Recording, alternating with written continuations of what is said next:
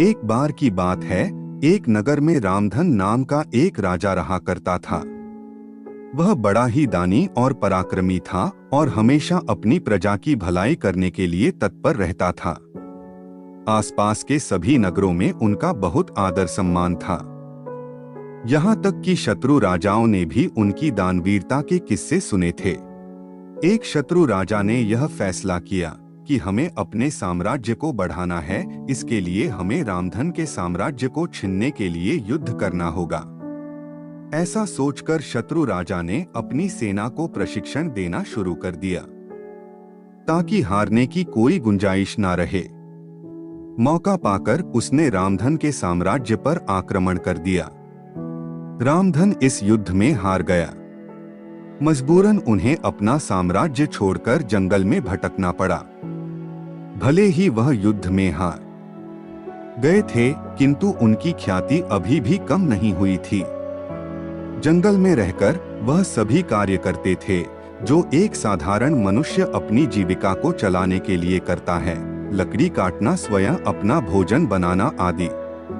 शत्रु राजा को जब यह बात पता चला कि रामधन युद्ध हारने के बाद भी एक सम्मान पूर्वक जिंदगी जी रहा है, तो उसके हृदय में क्रोध की अग्नि जलने लगी।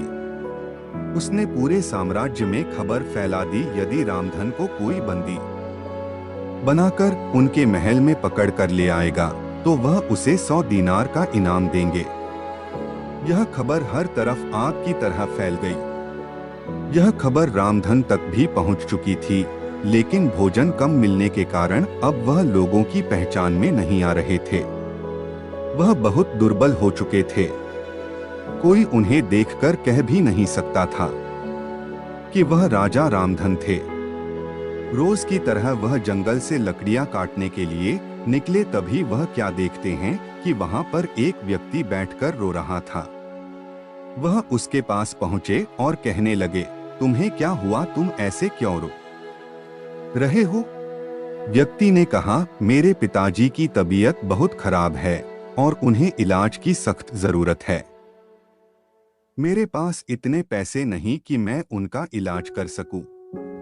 अब मुझे कोई रास्ता नहीं दिख रहा। अपनी आंखों के सामने मैं अपने पिताजी को मरते हुए नहीं देख सकता, इसीलिए मैं इस जंगल में छुप कर आ गया हूँ। मैं कैसा पुत्र हूँ जो अपने पिताजी का इलाज भी नहीं करवा पा रहा हूँ।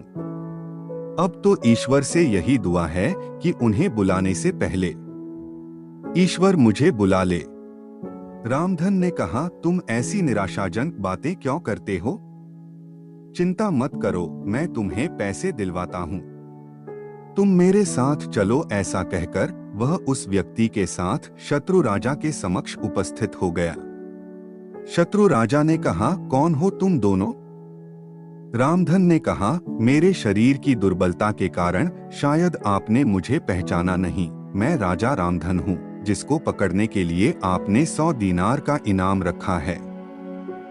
यह व्यक्ति मुझे पकड़कर आपके सामने लाया है, इसलिए इसे 100 दीनार का इनाम दे दीजिए। व्यक्ति ने जैसे ही सुना यह राजा रामधन है, व्यक्ति ने कहा, उसने हाथ जोड़ लिए और कहने लगा, मैंने सुना था आप बहुत दानवीर हैं, आज देख भी लिया। आपके पास धन तक नहीं है, लेकिन आपने मेरी मदद के लिए खुद को शत्रु राजा के समक्ष तक सौंप दिया। सचमुच आप महान हो। यह सुनकर शत्रु राजा लज्जित हो गया और उसने रामधन के आगे हाथ जोड़ लिए। शत्रु राजा ने कहा, महाराज, आपके पास कुछ भी नहीं है, फिर भी आप लोगों का भला करने में लगे हुए हैं। भले ही मैं युद्ध जीत चुका हूँ, लेकिन आपने तो लोगों का हृदय जीत लिया है। मुझे माफ कर दीजिए।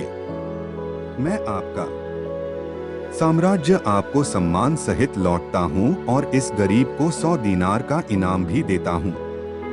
शत्रु राजा ने आभार व्यक्त करते हुए कहा, प्रजा को आप जैसे राजा की सख्त जरूरत है। यह कहानी हमें यह सिखाती है कि समय कितना ही खराब क्यों न हो, यदि हम लोगों का भला करते रहेंगे तो वह भला किसी दूसरे रूप में हमसे टकरा जाएगा, जैसा कि राजा रामधन ने किया। उनके पास अपनी संपत्ति नहीं थी, लेकिन भला करने की चाहत थी और उनकी इसी भलाई के कारण उन्हें उनका साम्राज्य वापस मिल गया। उम्मीद करते हैं आपको हमारी स्टोरी इन हिंदी एक दानवीर राजा की प्रेरणादायक कहानी पसंद आई होगी।